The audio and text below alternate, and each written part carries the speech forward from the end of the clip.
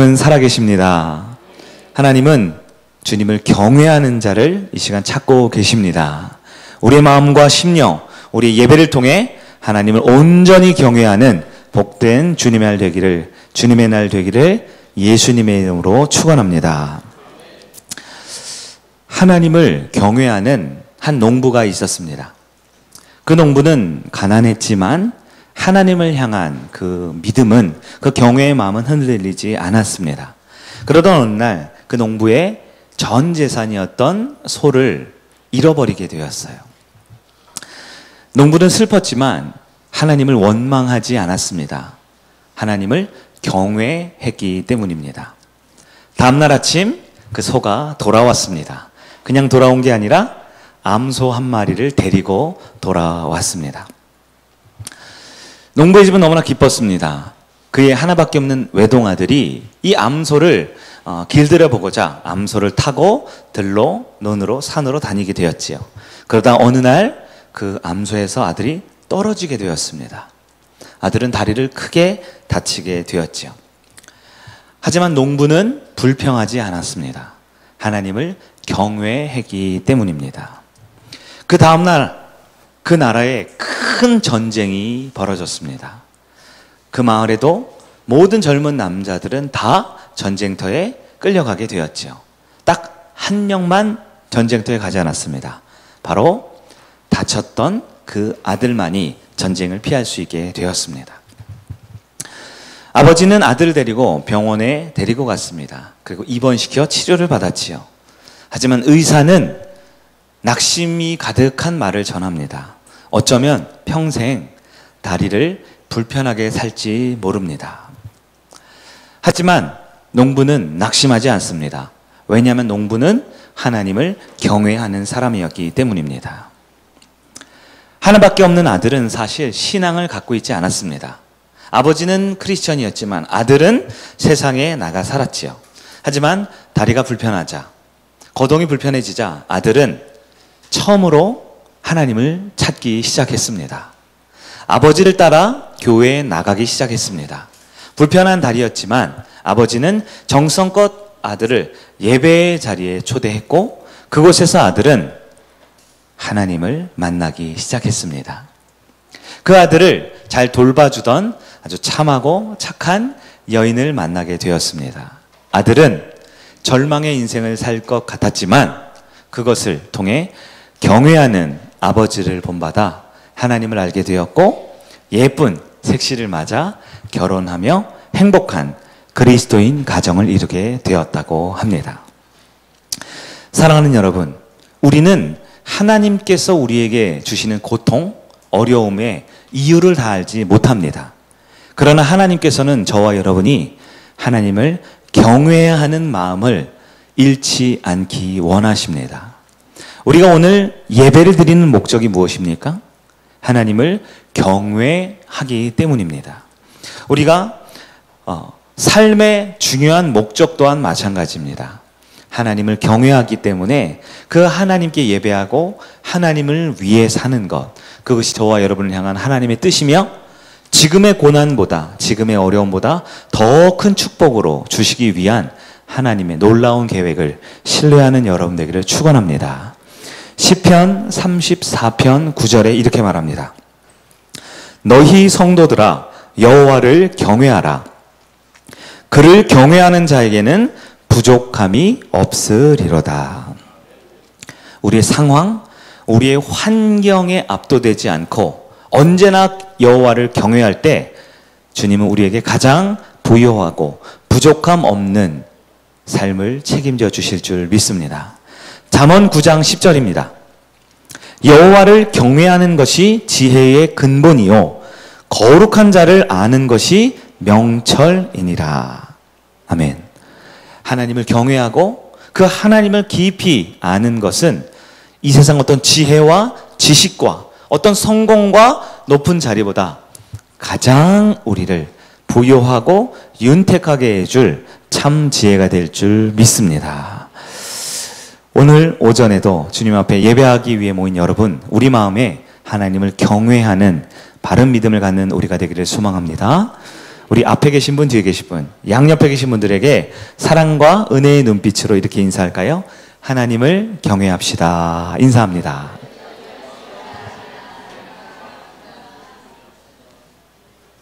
아멘. 오늘 본문의 말씀은 아합이라고 하는 이스라엘 왕의 이야기입니다. 아합은 바알 신앙을 믿었던 사람입니다. 그런데 자신만 믿은 게 아니에요. 모든 국가, 정책으로 바알 신앙을 국가의 종교로 만들기를 원했습니다. 그 이유는 강력한 바알 우상을 섬겼던 왕비 이세벨이라는 부인 때문에 그랬지요. 하나님을 믿는 신앙, 여호와를 믿는 신앙을 불법이라고 규정했습니다. 그래서 많은 선지자들, 하나님을 믿는 선지자들을 잡아서 죽이는 일을 했습니다.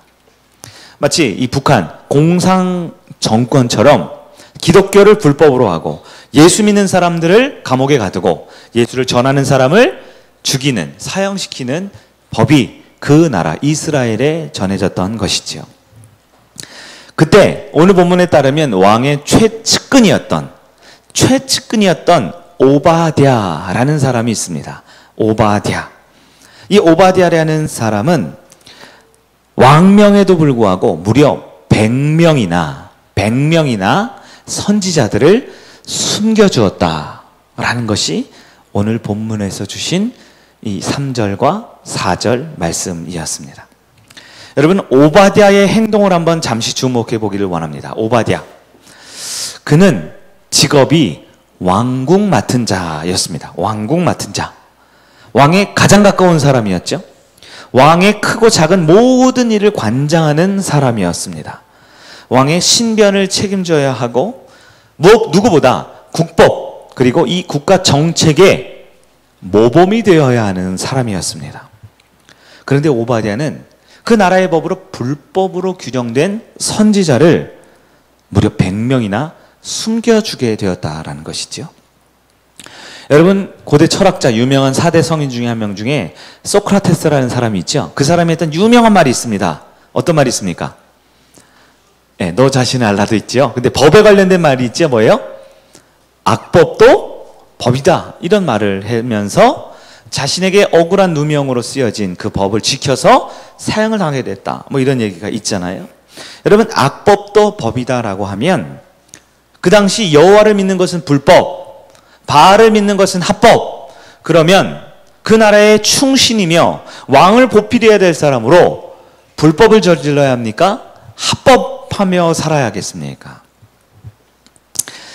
만약 이 오바댜가 왕명을 어기고 100명을 숨겨주게 되면 그것은 그의 목숨이 위험한 일에 빠질 수밖에 없습니다. 여러분, 왕국 맡은 자, 오늘로 따지면 우리나라는 이제 왕정 국가가 아니라 이 대통령제이죠. 대통령제에서 왕국 맡은 자는 아마 민정수석 혹은 대통령 비서실장과 같은 역할을 감당하는 사람일 거예요.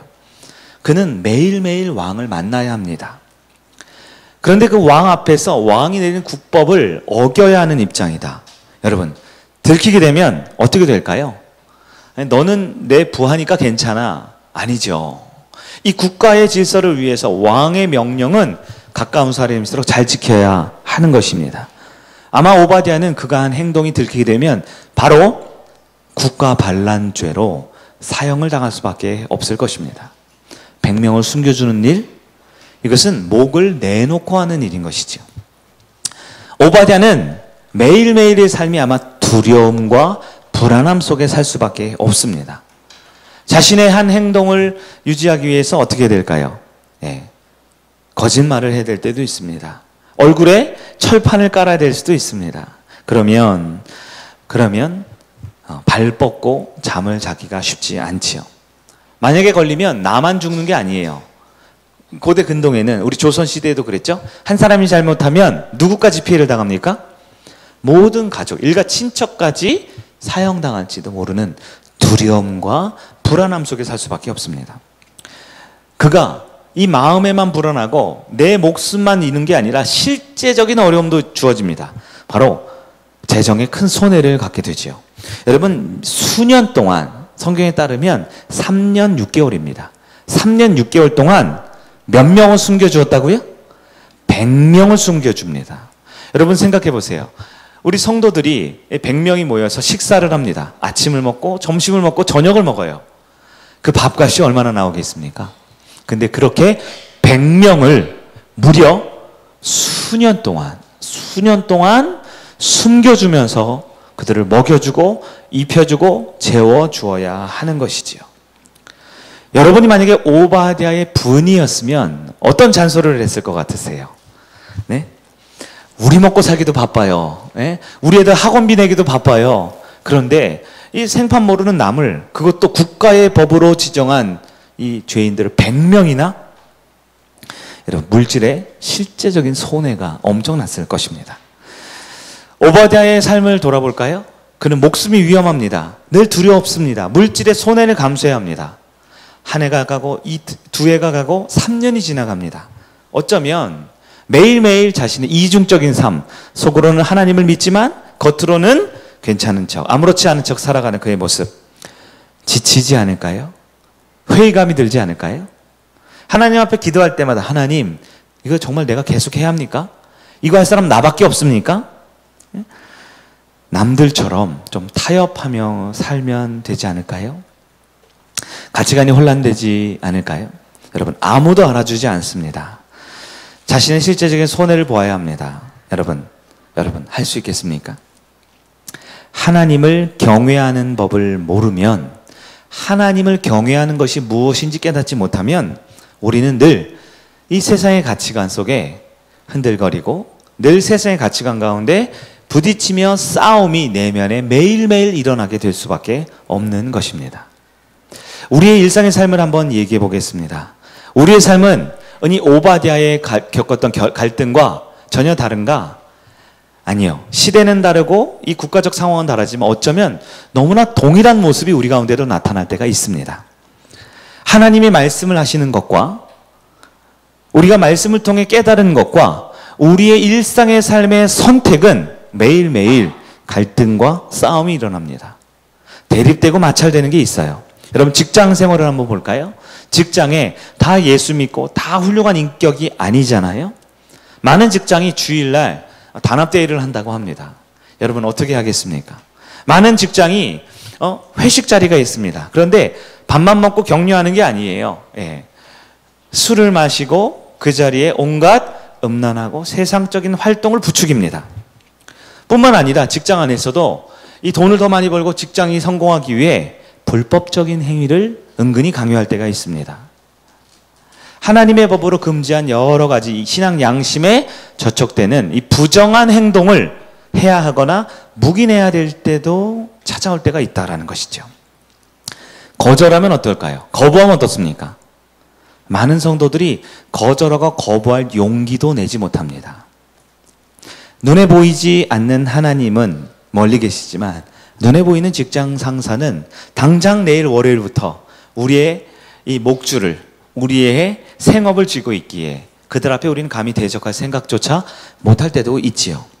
그래서 당장 손해보고 당장 피해보는 일, 우리는 감수할 능력이 우리에게는 없습니다. 믿지 않는 가족들이 있는 불신 가정은 어떻습니까? 많은 분들이 일주일에 한 번 딱 쉰다. 일요일 하루 쉰다. 근데 너는 맨날 교회 가서 아침부터 저녁까지 있지 않냐? 가족 모임을 하고 싶어 합니다. 가족 여행을 가고 싶어 합니다. 때로는 예배 드리는 것에 괜히 심술 내고 심통 내기도 합니다. 교회 가서 은혜 받고 돌아오면 괜히 그 모습 보기 싫다고 시비를 걸기도 합니다. 예수 믿으면 가정이 좀 화목해지면 좋겠는데 예수 믿으니까 오히려 더 싸움이 잦아지는 것 같은 느낌을 받아요. 예수 믿는 것이 오히려 신앙의 위로를 받고 하나님을 만나는 것이 우리 가정을 더 어렵게 만드는 것은 아닌가, 이런 판단이 헷갈릴 때가 있지요. 교회 생활은 어떻습니까? 교회에 오면 마냥 행복하고 주님의 은혜를 받느냐? 그렇지 않은 상황들 또한 있지요. 내가 그통으로 이렇게 헌신하고 수고했는데 정말 이것까지 해야 하는가? 다른 사람은 이거 왜 안 하지? 왜 나만 해야 하는가? 자꾸 일은 나에게만 주어지는 것 같아요. 목사님이 자꾸 나만 오라고 합니다. 목양실로 오라 그래요. 오면 축복해주고 기도해주는 게 아니라 자꾸 일을 주는 것 같아요. 남들은 이거 안 하고 저거 안 하고 왜 나는 이것도 하고 그것도 하고 게다가 더 많은 것을 해야 할까? 사람들 앞에서 신앙 안에서도 비교하기 시작하고 내 생각이 이 교회와 하나님의 계획보다 내 생각이 더 중심에 자리 잡을 때 우리는 괜히 손해보는 것 같고 괜히 희생 나만 하는 것 같고 이 신앙생활이 불합리한 것 같이 느껴질 때가 있다라는 것이지요. 여러분 어떠십니까? 제가 직장생활이나 믿지 않는 분들의 가정 모습 혹은 교회 안에서도 나타나는 여러 갈등, 대립의 요소들을 잠깐 설명을 드렸어요. 그러나 오늘 우리가 꼭 알아야 할 것은 하나님을 경외하는 법을 우리는 배워야 합니다. 하나님을 경외하는 그 법을 오로지 알지 못하면 우리의 매일매일은 성경의 가치관과 이 세상의 가치관이 싸울 수밖에 없습니다. 하나님을 경외하는 법을 온전히 배우지 못한 성도들은 신앙생활하면서도 내 생각과 성경의 말씀이 대립되고 마찰되는 것 같이 느껴질 때가 있다라는 것입니다. 여러분, 열쇠는 무엇일까요? 그 일을 하느냐 마느냐, 그 유혹을 당하느냐 안 당하느냐, 이웃과 화합하느냐 싸우냐가 아닙니다. 더 근본 원인을 우리는 알 수 있어야 합니다.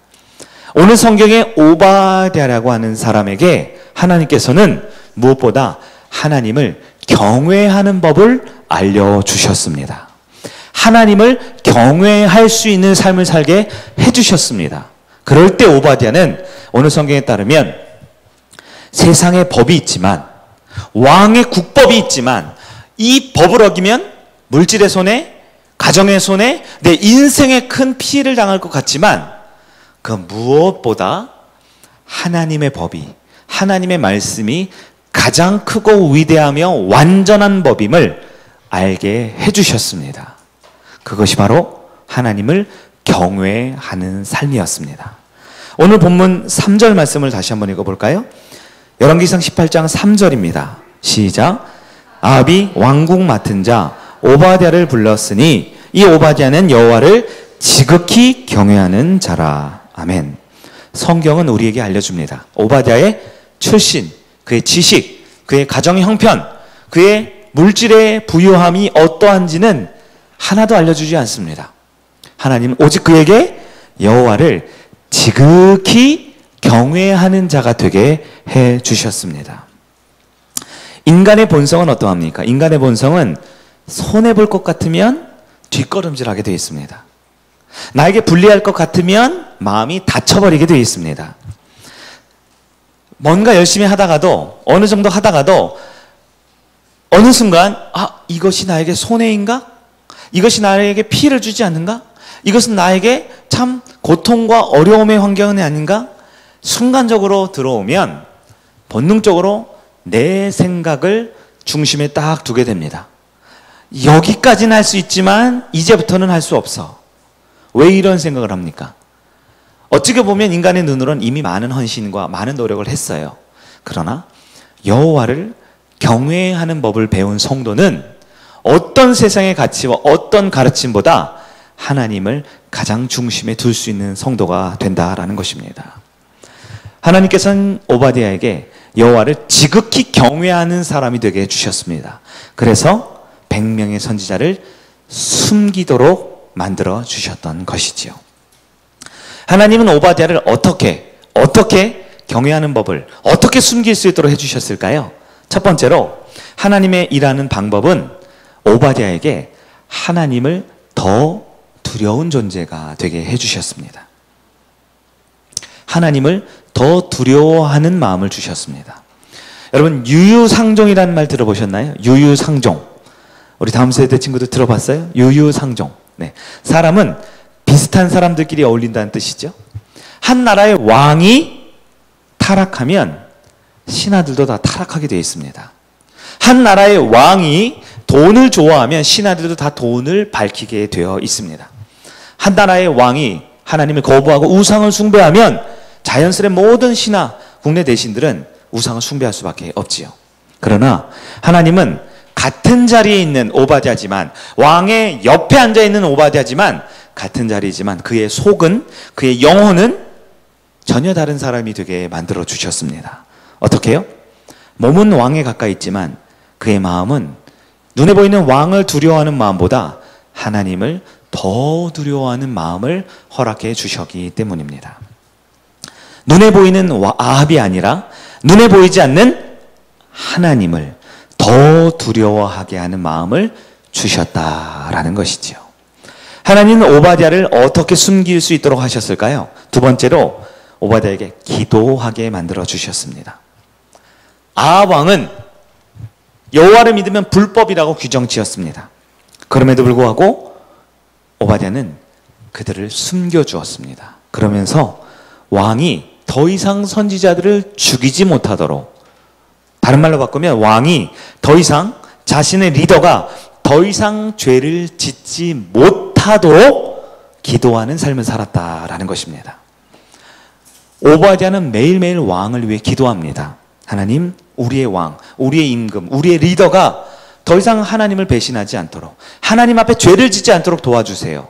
그리고 그 기도대로 실제적으로 왕을 돕기 위해, 왕이 죄를 짓지 않게 하기 위해 100명의 선지자들을 숨겨주게 되었다라는 것입니다.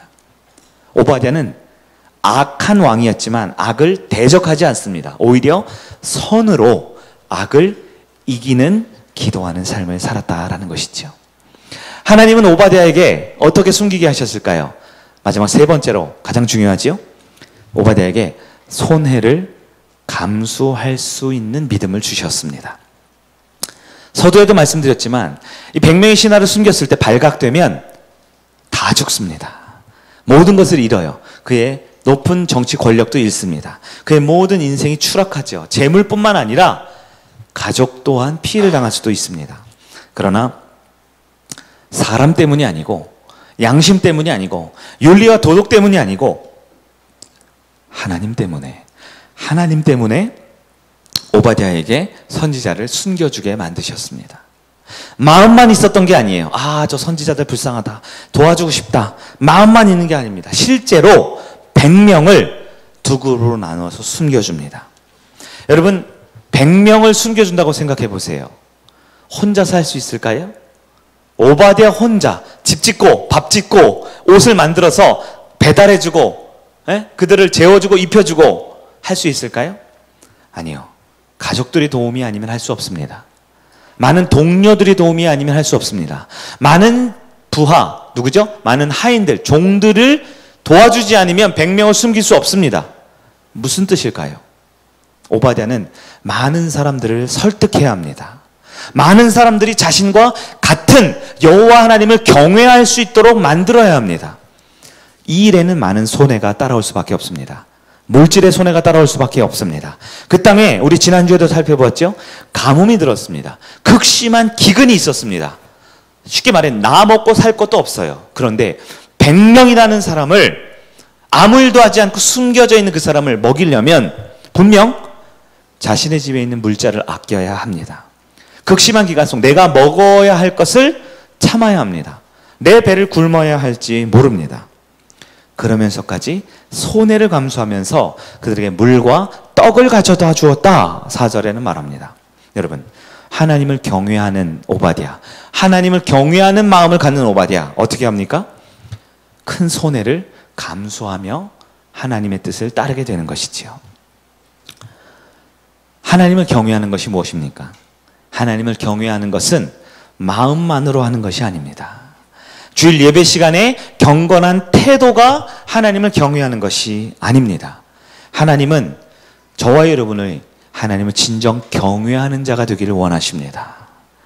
하나님은 오바댜가 이 세상의 가치관과 법이 아닌 더 높은, 더 완전한 하나님의 말씀대로 살게 해주고 싶어 하셨습니다. 하나님은 오바댜가 하나님 때문에 진짜 그리스도인이라는 자신의 믿음을 온전히 지켜주고 싶으셨습니다. 이 사람 때문에, 윤리의식 때문에, 양심 때문에, 목사님 때문에, 교회 전통과 질서 때문에 아니라 그 중심에 진짜 하나님 때문에 그 하나님을 경외하는 마음으로 참 그리스도인이 되게 해주고 싶은 것이 우리 하나님의 마음이었습니다. 우리 하나님은 오바댜가 어떤 사람이 되게 해주셨습니까? 하나님 때문에 하나님을 경외하는 무늬만 그리스도인이 아닌 진짜 그리스도인, 세상 어디에 갖다 두어도 누구를 만나든지 예수의 향기가 나타나는 빛과 소금의 모습을 감당하는 진짜 그리스도인이 되게 해주시는 능력의 하나님인 줄 믿습니다. 우리 예수님의 모습을 보면 우리 예수님도 사실 그 시대에는 불법자였습니다. 예수님 당시에는 과부, 세리, 창기들과 어울리는 것은 부정한 일이었습니다. 그러나 예수님은 그들을 찾아가서 손을 잡고 대화를 나누며 그들을 안아주셨습니다. 문둥병에 걸리고 귀신 들리고 몸에 불편한 사람들은 그 당시에 부정한 사람들이었습니다. 그러나 예수님은 그들을 찾아가시고 그들을 먼저 안아주셨습니다. 이방인, 사마리아인, 불법자들입니다. 예루살렘에 올 수 없고 하나님의 성전에 들어올 수 없는 이방인이었습니다. 그러나 예수님 일부러 그들의 고장, 그들의 땅에 들어가셨습니다. 왜 그러셨을까요? 윤리의식 때문에, 양심 때문에, 교회 때문에, 예수님은 하나님 때문에 그 일을 감당하셨습니다. 하나님 때문에 사는 것, 그것이 바로 하나님을 경외하는 삶입니다. 겟세마네 동산에서 마지막 순간, 아버지여, 할 수만 있거든 이 잔을 내게서 옮겨주소서. 십자가의 고난을 안 지고 싶으셨습니다. 그러나 나의 뜻대로 마시고 아버지의 원대로 하옵소서. 왜 예수님은 그 말씀을 하셨을까요? 내 원하는 대로, 내가 하고 싶은 대로 살았던 인생이 아니기 때문입니다. 하나님 때문에, 하나님 주신 말씀대로 살았던 하나님을 경외하는 삶을 사셨던 것입니다. 예수님도 하나님을 경외하셨습니다. 그리고 그 삶은 분명 대가를 치러야 하는 삶이었습니다. 여러분은 하나님을 경외하는 그 믿음을 배우고 싶으십니까? 하나님을 경외하는 참 그리스도인 되고 싶으십니까? 그렇다면 그에 따른 손해, 감수를 할 수 있어야 합니다. 하나님은 이 시간 저와 여러분이 오바댜처럼 이 시대를 살지만 진정한 그리스도인, 하나님을 경외하는 참 그리스도인이 되게 해주고 싶으십니다. 이것을 위해 하나님은 저와 여러분이 세상 그 누구보다, 그 어떤 법보다, 직장보다, 가정보다, 이 교회의 어떤 질서와 법보다도 하나님을 더 두려워하는 성도가 되라라고 말씀하십니다. 인간의 본성은 유유상종이라고 그랬죠? 직장에 가면 직장 상사의 눈치를 보고 직장 사람들과 어울릴 수밖에 없습니다. 믿지 않는 식구들과 교제하다 보면 그들의 삶을 이해하다가 나도 모르게 그들처럼 살아갈 수밖에 없지요. 그러나 하나님은 내가 어디서 무엇을 하고 누구를 만나든지 간에 내 마음에 가장 두려운 사람은 하나님임을 우리에게 알게 해주고 싶어 하십니다. 우리가 하나님을 가장 두려워하면 세상 그 어디에서도 부족함이 없는 진정한 그리스도인이 되게 해주고 싶은 것 우리 하나님의 마음입니다. 하나님은 저와 여러분이 기도하는 사람이 되게 해주고 싶으십니다. 믿지 않는 사람들 속에 살아가다 보면 때로 그들이 하나님의 뜻에 맞지 않는 불법과 부정직한 모습, 옳지 못한 모습을 우리에게 강요할 때가 있습니다. 그럴 때 많은 성도들이 싸워야 하나 참아야 하나를 이것을 고민합니다. 그러나 하나님을 경외하는 법을 배우는 사람은 우리의 리더들을 위해, 우리의 불법을 저지르고 있는 주변 사람들을 위해 기도할 수 있도록 만들어주기를 원하십니다. 우리 믿지 않는 직장 상사가 하나님 앞에 돌아오기를 위해 기도하게 만들어 주십니다. 믿지 않고 나를 구박하고 핍박하는 가족들이 있지만 그들을 대적하고 나 교회 갈 거야 하고 싸우는 것이 아니라 그들을 위해 기도해 줄 수 있는 사람이 되라라고 말씀을 하십니다. 무엇보다 우리 하나님은 하나님을 경외하도록 하기 위해 저와 여러분에게 손해를 감수할 수 있도록 더 큰 믿음을 허락해 주기를 원하십니다. 하나님을 경외하는 것은 분명 대가를 치러야 합니다. 손해를 감수해야 합니다. 피해보는 것을 감당할 수 있어야 합니다. 왜 그럴까요? 하나님 때문에입니다. 그 어떤 다른 이유도 우리가 손해보거나 피해당하는 것을 감당할 인간은 없습니다. 그러나 우리가 하나님 때문에 하나님을 경외하는 것을 우리 마음의 중심에 둔다라면 그 어떤 손해도 어떤 피해도 넉넉히 감당하며 하나님이 채워주시는 복을 소망하는 믿음을 갖는 여러분 되기를 축원합니다. 하나님을 경외하는 성도는 하나님 때문에 결정하고 하나님 때문에 행동하며 살아갑니다. 내 기준이 윤리와 도덕과 양심과 교회와 목사님과 우리 리더들 때문이 아니라 하나님 때문에 내가 그것을 기꺼이 기도하고 기꺼이 손해보고 하나님을 두려워할 때, 하나님은 저와 여러분의 인생 가운데 하나님을 경외하는 진짜 그리스도인, 진짜 축복의 인생을 되게 해주실 줄 믿기를 간절히 바랍니다. 하나님을 경외하는 성도는 하나님 때문에 때로 손해를 볼 수 있습니다. 하나님을 경외하는 성도는 믿지만 싫지만 나의 리더를 위해 기도할 수 있습니다. 하나님을 경외하는 성도는 어떤 환경, 어떤 모습, 주변의 어떤 사람들 속에서도 하나님을 가장 두려워하는 삶을 살게 될 줄 믿습니다.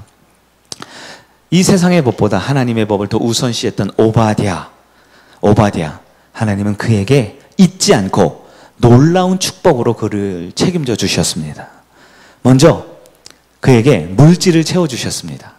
무려 100명이나 되는 사람들을 먹여 살려야 했습니다. 그것은 그 당시에 굉장히 힘든 일이었지만 하나님께서는 기근이 있고 가뭄이 있고 궁핍하고 식량이 부족한 시대였지만 100명의 사람들을 다 먹이고 재우고 입히고 자신의 가정 또한 넉넉할 수 있도록 오바댜의 인생에 물질을 부어 주셨습니다.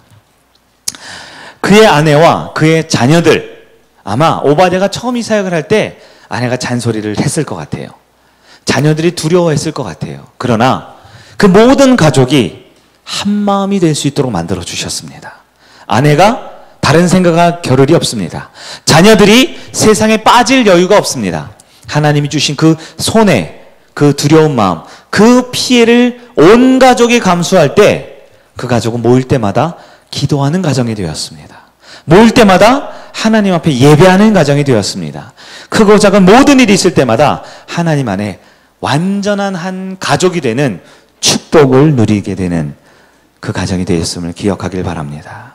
그의 가정은 하늘의 법을, 하나님의 뜻을 인생의 최우선 가훈으로 여기는 믿음의 가정이 된 줄 믿으시기 바랍니다. 사랑하는 서울교회 성도 여러분, 오늘 말씀 한번 정리해 보기를 원합니다. 오늘 우리도 하나님 앞에 많은 헌신을 하였습니다. 예배를 드리고 헌금을 드리고 또한 봉사를 하고 많은 모습으로 주님을 섬기기를 원했습니다. 그런데 내가 이렇게 하나님을 사랑하고 섬기는 모습을 왜 했는지 한번 기억해 볼까요? 여러분 혹시 내가 기독교인이기 때문에 이렇게 섬기고 봉사하지 않습니까? 우리 반주해 주셔야죠. 네. 내가 교인이기 때문에 이렇게 섬기고 노력하고 살지 않습니까? 혹은 목사님 때문에, 아무개 장로님 권사님 때문에 내가 이렇게 살아가고 있지 않습니까? 그러나 여러분, 이 시간 우리의 마음을 정하셔야 합니다. 우리가 하나님을 사랑하고 하나님을 경외하고 하나님 뜻 안에 살아가는 것은 하나님 때문에 그렇게 하는 것입니다. 사람 때문에 하면 실망할 때가 있습니다. 교회 때문에 하면 상처받을 때가 있습니다. 내 직분과 내 의무감 때문에 이 일을 하면 우리는 언젠가 넘어질 때가 있습니다. 그러나 하나님 때문에 하면 하나님이 감당할 힘을 주십니다. 이길 수 있는 능력을 주십니다. 정말 사랑하기 힘든 사람도 품을 수 있는 사랑의 마음을 주십니다. 그것이 바로 하나님 때문에 하는 것입니다. 경외는, 하나님을 경외하는 것은 이 세상에서 가장 가치 있고 가장 놀라운 최고의 법이 될 줄 믿습니다. 하나님을 경외하는 사람들의 특징은 가장 먼저 예배자가 되는 것입니다. 예배자가 되는 것입니다. 무엇보다 여러분, 주일 예배, 하나님 앞에 일주일에 한 번 드리는 이 주일 공예배를 성수하는 여러분에게 바랍니다. 예배를 드린다라는 것은 하나님을 경외하는 것이고, 하나님을 경외하는 자는 어떤 가치, 어떤 중요한 일이 있어도 하나님 앞에 나오는 것을 소홀히 하지 않습니다. 여러분 할 수만 있으면 금요 예배에 참석하기를 바랍니다. 기초신앙 강좌를 합니다. 여러분 기초신앙 강좌 때 배우는 것이 무엇입니까?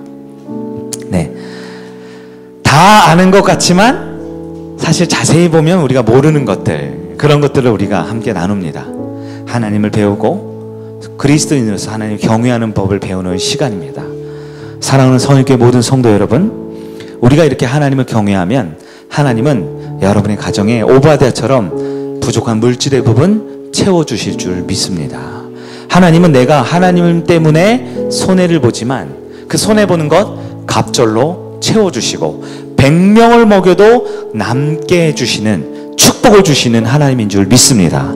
진정 하나님을 경외하면 우리 가정이 하나가 됩니다. 남편과 아내가, 자녀가 한 마음으로 기도하기 시작합니다. 예배하기 시작합니다. 하나님을 경외했을 뿐인데, 그분만을 두려워했을 뿐인데, 기도하고 손해를 감수했을 뿐인데, 그 하나님을 경외할 때에 하나님은 우리 가정을 살리시고 하나 되게 해주신다 약속해 주셨습니다. 오늘 주신 이 말씀, 하나님을 경외하는 법을 내 마음에 깊이 새기고 주님과 함께 동행하며 살아가는 저와 여러분이 되기를 예수님의 이름으로 축복합니다. 아멘.